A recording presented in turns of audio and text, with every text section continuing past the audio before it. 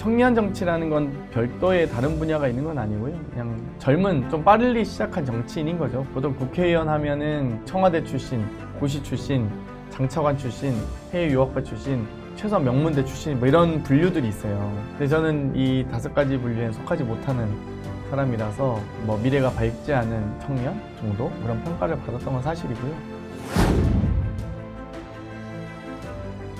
유일하게 장점이 초긍정주의자거든요. 12년간 4번 떨어지면 어때? 13년째 5번 도전하면 되지? 라는 마음이었어요. 또 제 장점 중에 하나가 제 그 주제 파악을 잘한다는 거거든요. 자기 분수를 잘 한다는 점인데 큰 도전만 쫓지도 않았고 그렇다고 해서 너무 작은 도전에 안주하지도 않았고 그래서 초긍정적 마인드로 또 적절하게 제가 자기 분수에 맞게 주제 파악하면서 도전을 해왔다는 게 아마 제가 잘 된 게 아닌가.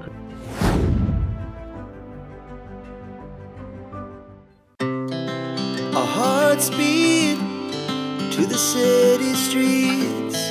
We began to feel the fire.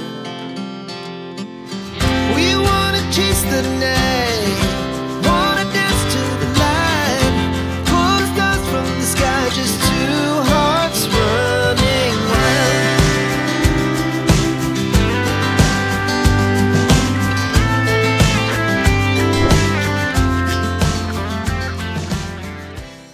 정치인의 인생 궤적을 살펴보는 폴리티션 스토리 시간입니다. 안녕하세요. 저는 진행을 맡은 정치부 최성무 기자입니다. 함께 진행을 맡아주실 최현혁 스웨덴 린넨대 교수님 모셨습니다. 네, 안녕하십니까. 오늘은 더불어민주당 재선 국회의원이자 서울시당위원장을 맡고 계시는 장경태 의원님을 모시고 이야기를 나눠보도록 하겠습니다. 의원님 안녕하세요. 네, 안녕하세요. 네, 반갑습니다. 네. 의원님 그동안 어떻게 지내셨어요? 좀 근황을 말씀해 주세요. 당원당규 TF 단장을 맡았습니다. 그래서 당원당규 개정에 앞장을 섰고요. 또 그 이후에 여러 가지 검찰 독재 정치탄압 대책위원장을 맡아서 검찰 개혁과 관련된 입법이라든지 여러 대응 활동 등을 많이 했고요. 그 이후에 이제 전당대 앞두고 정말 서울특별시당위원장이라는 좀 나름의 큰 결의와 각오를 하고 도전을 하게 됐습니다. 그래서 좋은 결과가 다행히 나와서 또 우리 서울에 있는 많은 선배 동료 의원님들이 힘을 또 모아주셔서 또 당원과 함께 당원 주권 시대를 열어갈 서울특별시당위원장으로 열심히 활동하고 있습니다. 또 그러고 보니까 법사위에 배정돼서 재선되고 나서 법사위원으로서 정말 여러 상임위에서 통과된 각종 법안에 대한 체계자구 심사나 또 법사위의 여러 현안인 이 대법원, 헌법재판소, 공수처, 법무부, 대검찰청에 이르기까지 다양한 이 피감기관에 대한 국정감사를 준비하고 있습니다. 그래서 뭐 차근차근 배워나가는, 열심히 배우는 국회의원으로 열심히 일하고 있습니다. 본격적으로 의원님의 삶에 대해서 조금 이야기를 나눠보는 시간을 갖도록 하겠습니다. 그 의원님이 저희 폴리티션 스토리에 나와주신다고 말씀을 했더니 가장 먼저 나오는 얘기가 이제 흑수저 출신의 의원님께서 어떻게 성공했는지 궁금하다더라고요. 의원님께서는 전라남도 순천에서 출생하셔서 그쪽에서 순천고를 나올 때까지 계셨던 걸로 알고 있었는데 좀 어떤 학생이셨는지 좀 궁금합니다. 저는 뭐 태어나서 초중고등학교를 다 순천에서 나왔고요. 거기서 이제 살 동안 뭐 방황도 많이 하고 좀 그랬던 것 같아요. 특히 저희가 이제 80년대생들이 아마 대부분 다 기억할 텐데 저희가 중학교, 고등학교의 사춘기 시절에 IMF로 여러 이 걱정과 고민 또 방황을 했던 시기가 있었고요. 또 그 시기를 거치면서 저도 여러 방황을 했었는데 뭐 다들 놀라시겠지만 고등학교 때 제가 합창단 활동과 더불어 댄스부 활동을 했었어요. 그래서 열심히 좀 나름의 이제 어려웠던 고민이 있었던 이 사춘기를 벗어나기 위해서 노력했던 것 같고요. 또 뭐 그 이후에 이제 대학을 진학하게 되면서 또 대학생이라기보다는 알바생으로 많이 살았던 것 같아요. 대학교는 3시간씩, 하루에 3시간씩 10억점 정도 듣는데 아르바이트는 제가 8시간 정도 하루에 아르바이트를 했었거든요. 그러다 보니까 학교를 다니기 위해서 아르바이트를 하는 건지 아르바이트 하다가 취미 삼아 학교를 가는 건지 모를 정도로 학교 수업 시간보다는 아르바이트 시간이 더 길었기 때문에 뭐 그런 삶을 뭐 버티고 이겨내서 오게 됐고요. 처음 이제 당에서 활동할 때 이제 20대 초반에 이렇게 당에서 20대 초반부터 활동하다 보니까 많은 선배 이제 당원들께서 경태야 너는 몇 살이냐? 물어보시는 거예요. 뭐. 그래서 제가 아무 생각 없이 저 83인데요. 그랬더니 야 83이 학번이 아니고 연생이 있다고? 그래서 아주 놀랬던 기억이 나는데 벌써 그때 선배님들이 놀라셨던 83이 40대가 됐습니다. 어린애 아닙니다. 네. 의원님 그 순천고 다니실 때 그 고3 때쯤 이제 가세가 조금 어려워지셨다고. 저희가 이제 2번이 있는데요. 부모님께서 이제 그 명예퇴직 하시고 나서 중3 때인가 그때 명퇴하고 나서 조금 아버지께서 그때 좀 이제 진짜 방황기를 많이 거쳤던 것 같은데 항상 이제 아버지라고 하면 좀 항상 약간 능력자, 슈퍼맨 이런 이미지를 가지고 있잖아요. 뭐든 할 수 있는 사람. 근데 아버지가 실직하시고 나서 한 2년 가까이 집에서 놀고 먹고 노셨는데 그때 그 정말 무기력한 모습을 보면서 좀 화도 나고 또 마음속으로 좀 안타깝기도 하고 그런 망감을 느꼈던 것 같아요. 그러면서 나 홀로 좀 개척해 나가야 되겠구나라는 생각을 많이 했던 것 같고요. 그리고 두 번째 이제 고등학교 또 대학교 1학년 왔을 때 이 위기가 와서 그때 아버지께서 뭐 여러 소송에 휘말리셔서 그때 이제 내 힘으로 돈을 모아서 대학 학비를 벌고 돈을 모아서 다녀야겠다 이런 생각을 하면서 그때부터 이제 아르바이트를 정말 열심히 했습니다. 의원님께서 어린 시절에 가장 좀 영향을 미쳤던 분이 누군지 좀 궁금한데 어떤 분이셨고 어떤 에피소드가 좀 있으신가요? 제 삶에서는 어머니가 제일 영향을 많이 주셨던 것 같아요. 근데 어머니가 항상 제가 방황을 하고 약간 뭐 공부도 안 하고 막 사고뭉치로 살 때 항상 저한테 그 말씀 하셨던 것 같아요. 너가 뭘 하고 있는지 항상 기억해라 라는 말씀 하셨거든요. 그래서 제가 약간 방황하거나 좀 엇나가는 일탈 등을 하더라도 뭘 하고 있는지 항상 좀 고민을 했던 것 같아요. 어머님 덕분에. 그래서 그런 기억들이 많이 나고 저한테 뭐 이렇게 특별히 이렇게 잔소리하거나 이러시지 않으셔서 그러니까 항상 생각해야 되고 또 남들한테 항상 손해본다는 생각으로 살아라는 말씀을 많이 하셨거든요. 그래서 그런 말씀들이 떠오를 때가 많아서 뭐 요즘엔 항상 제가 이제 주변 지인들한테 많이 하는 얘기가 그러려니라는 말을 많이 하거든요. 그러려니 그러려니 하고 살고 있습니다. 2002년에 처음 서울 오신 게 이제 동대문 그 패션타운 관광 특구였다고 들었는데 그게 이제 대학을 가기 위한 아르바이트의 시작이었던 건가요? 처음은 제가 대학을 갔던 건 부산에 있는 한국해양대학교였고요. 원래 이제 해양대 가서 이 마도로스가 돼서 돈을 많이 모아야겠다. 집이 이제 어려우니 또 해양대가 학비도 싸거든요. 그래서 이제 저는 이제 전라도 사람인데 부산까지 가서 호롤단신 얼마나 외롭고 그랬겠어요. 근데 또 거기서 좋은 친구들 너무 많이 만났어요. 부산 친구들, 대구 친구들, 또 해양대 친구들 많이 만나서 학교 생활 재밌게 하다가 또 적성이 이제 맞지 않구나 라는 생각을 하면서 여러 가지 막노동도 하고 하면서 이제 돈을 모아서 서울로 이렇게 다시 서울로 이제 오려고 서울의 신설동에서 학원을 다녔어요. 그때가 처음으로 서울에 와서 어찌됐건 터전을 닦은 곳이 동대문구였고 그러다 보니 그 인접에 있는 학교였던 서울시립대라는 학교가 있는 것도 알게 되고 동대문구에 살다 보니까 자연스럽게 동대문구에서 터전을 닫게 된 것 같아요. 그래서 나중에 수능을 보고 다시 대학 입시를 할 때도 저는 뭐 사립대 갈 생각은 못했고요. 사립대 등록금이 뭐 한 350에서 400 정도 했으니까요. 아르바이트해서 다닐 수 있는 상황은 아니었고 그나마 한 120만 원 정도 했던 저렴한 시립대였기 때문에 제가 학교를 다니면서 뭐 끼니라도 해결했죠. 네.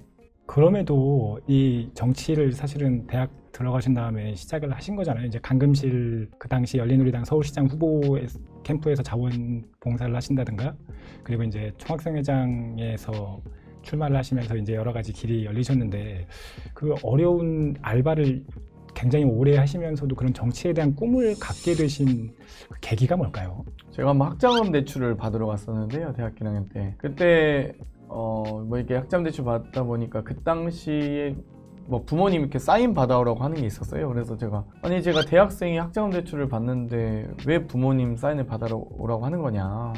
막 따졌더니 이제 그 학생처 직원은 법과 제도가 그렇기 때문에 어쩔 수 없다는 식으로 말을 하시는 거예요. 그래서 저도 성인인데 이제 대학생인데 라고 했더니 뭐 그 당시 민법상 성인은 아니었던 것 같아요. 그래서 어찌됐건 신용대출이나 이런 부분에 대한 제한이 많아서 정말 그런 법과 제도는 바뀌어야 되는 거 아니냐라고 생각했고, 그때 이제 학생회장, 학생회 활동이나 시민단체 활동에 그때부터 관심을 갖게 됐고, 우리 삶을 바꾸는 것은 물론 이제 활동과 참여도 중요하지만 결국 정당 활동, 정치로서 우리 삶을 바꿀 수 있다라는 생각을 하면서 저희 그 당시 이제 열린우리당 활동을 하게 되고, 자연스럽게 서울시장 선거에 내가 뭐라도 해야 되겠다 싶어서 그때 자원봉사자, 대학생 자원봉사자로 활동을 했고요. 그 이후에 이제 그런 고민들이 잘 모여서 제가 나중에 총학생장이 됐을 때 서울시립대 반값 등록금을 제가 주장을 하면서 등록금 운동을 시작했죠. 학생회 하면서. 네. 그래서 이 대학생이 어찌됐건 비경제 활동 인구잖아요. 경제 활동을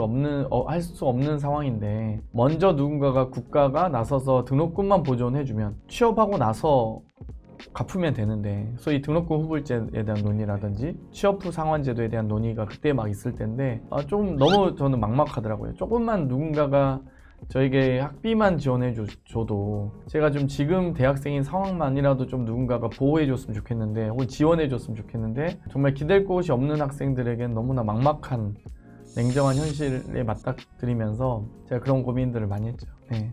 총학생회장에 나가셔서 이제 반값 등록금을 할 때가 이런 류의 고민이 더 되신 거군요. 이후에 이 반값 등록금 이슈가 커지면서 사실 이 대학생 정치 쪽에서 좀 두각을 나타내시게 된 거잖아요. 반값 등록금을 준비하시면서 지금도 사실은 등록금이 높기 때문에 어려운 학생들이 많잖아요. 그렇죠. 여기에 대해서 좀 어떻게 보세요? 그래도 지금 이 소득분이 70% 이하까지는 이제 국가장학금 제도가 어느 정도 많이 확대가 돼서 네. 지금 좀 나아졌다고는 하지만, 어찌됐건 우리나라의 대학 등록금은 좀 지나치게 높은 상황이라고 저는 생각하고요. 여러 이 고등교육의 확대를 위해서 많은 사립학교 재단이 있는 건 사실이지만, 학교를 운영할 만한 역량이 안 되는 재단들, 또 재단이라고 하면 학교를 소유하고 있다고 하면 재단 전입금이라고 해서 재단이 학생들의 교육에 지원을 해줘야 되는데 아무런 지원도 하지 않으면서 여러 가지 교수 임용이라든지 학생 선발 과정이라든지 그런 권한만 행사하려고 하는 재단들을 많이 봐서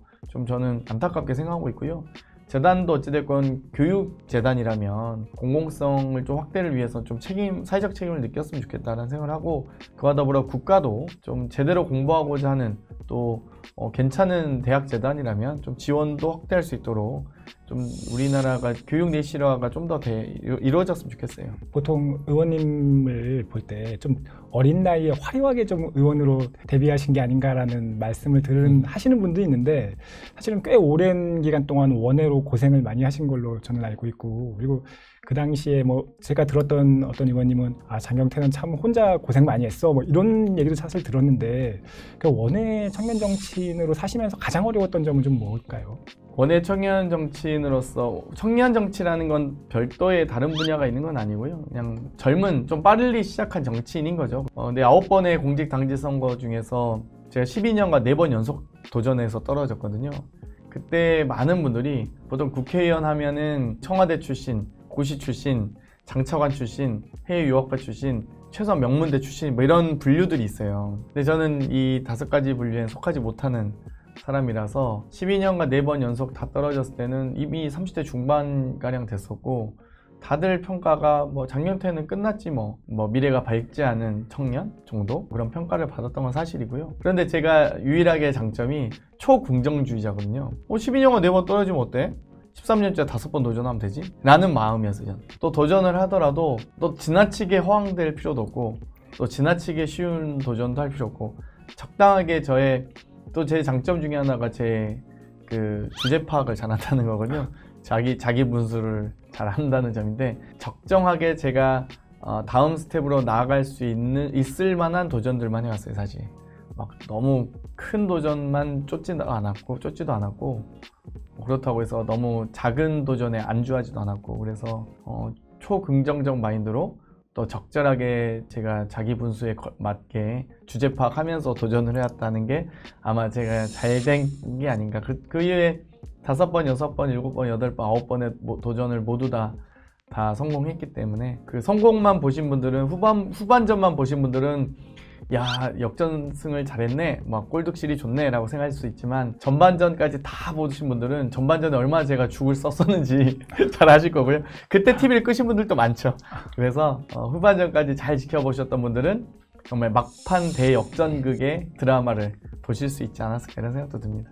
그런 어려움 때문이신지 사실 초선 때 청년 정치 사다리 3법이나 여러 이제 청년 정치에 대한 그 대안을 좀 제시해 주셨는데 지금 원외에 있는 청년 정치인들은 무엇이 가장 좀 어렵다고 보세요?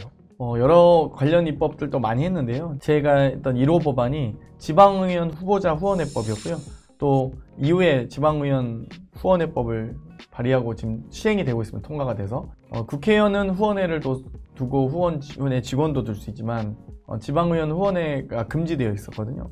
근데 저는 지역구의 크기만 다를 뿐이지 지방의원도 후원회 두고 또 후원회 직원을 둘 수 있도록 해야 된다. 똑같은 선출직 공직자인데 그 차별을 하는 것 자체가 저는 그것 자체가 국회의원들의 사다리 걷어차기라고 생각했거든요. 그래서 그런 관련된 법을 많이 했는데 또 그 속에서 또 인재가 육성될 수 있도록 하는 과정이었는데 지금 원외 청년들은 사실 딱 직업 정치인으로서 살 수 있을 만한 길이 없어요. 국회 보좌진 아니면 아예 출마해서 지방의원이 되든지 저처럼 특고 노동자라면서 비정규직 장경태로 살면서 열심히 정말 월급 150, 200 받아서 연명할 수밖에 없는 그런 것밖에 없거든요. 그러다 보니까 저는 이 직업 정치인의 유형들을 좀 확대해야 된다. 저는 지방의원 보좌진 제도도 좀 실시됐으면 좋겠고요. 너무 이게 국회의원 보좌진 혹은 사무직 당직자 아니면 지방의원 아주 소수의 카르텔이에요. 당직자도 중앙당 당직자 100명, 시도당 당직자 100명으로 TO가 딱 정해졌고요. 국회 보좌진도 국회의원 300명에 곱하기 9명이니까 2,700명이라는 딱 이 상한이 있어요. 실링이. 그래서 이 시장 자체 진입이 아주 가로막혀 있고요. 지방의원은 당연히 기초의원 한 2,700명에 광역의원 한 700여 명, 750명 정도로 딱 선출직 공짜도 수가 정해지고 그러다 보니까 인재를 육성을 할 만한 게 없어서 제가 입법조사처에 조사를 의뢰했던 게 하나 뭐였냐면 외교관을 키우는 과정도 국립외교원이 있고 또 예전에 과거에는 변호사 양성을 위해서 판검사와 변호사 양성을 위해서 사법연수원이 있듯이 저는 정무연수원을 만들어야 된다. 정치도 이제는 전문 영역이거든요. 정치가 무슨 인생 이모작 하듯이 장차관하고 고위법관이나 검사장 하고 나서 인생 이모작 하듯이 들어오는 이 분야가 아니라 정말 차근차근 밑바닥부터 정치적 또 리더십 트레이닝이 된 사람들이 정치를 해야 그게 전문 분야 더 전문성이 강화되고 또 그 속에서 많은 또 인재들이 대한민국 정치를 밝게 만드는 과정일 텐데 지금 뭔가 영입되고 이런 인연들이 너무 자격을 많이 해서요. 정치적인 성장보다는 그래서 좀 아쉬운 부분이 있어요. 그래서 저는 대한민국 정치연수원을 좀 국립정치연수원 같은 데 만들고 싶고 정무연수원 한 1년 정도 교육을 좀 해서 예전에 사법연수원 15처럼 3개월은 민주당에서 좀 근무해보고 3개월은 국민의힘에서 근무해보고 3개월은 국회 사무처에서 근무해보고 3개월은 중앙선관위에서도 근무하면서 인턴십도 하면서 우리 대한민국의 정치적 과정이 이렇게 돌아가고 있구나를 공부할 수 있는 기회가 있었으면 좋겠어요. 대한민국 정치연수원 제도가 연수원 건립하는 게 또 목표 중에 하나 있습니다. 정치연수원 지금 말씀하셨으니까 제가 한번 말씀을 드리고 싶은 거는 국민 세금으로 해서 어떤 기관을 만드는 것보다는 각 정당별로 정치학교와 정치학습장들을 좀 더 활용하는 것 좋지 않겠나 이런 또 생각을 하게 되네요. 맞습니다. 스웨덴 3인당에서도 제가 지금 기억이 맞는지 모르겠는데 비스테리빅에 있었던 봄베슈비인가? 그 정치학교가 지금 딱 인상 깊었거든요. 저는 3인당의 그 정치학교가 저도 인상 깊어서요. 제가 이제 서울시당위원장이다 보니까 어쨌든 자체적인 또 이 여러 인사와 예산 집행 권한이 있어서 어떻게 하면 이 정치학교를 혹은 정무연수원의 제도를 좀 한번 만들어 볼까 고민하고 있습니다. 그래서 제가 지금 여러 공약 중에 하나가 크게 3개였거든요.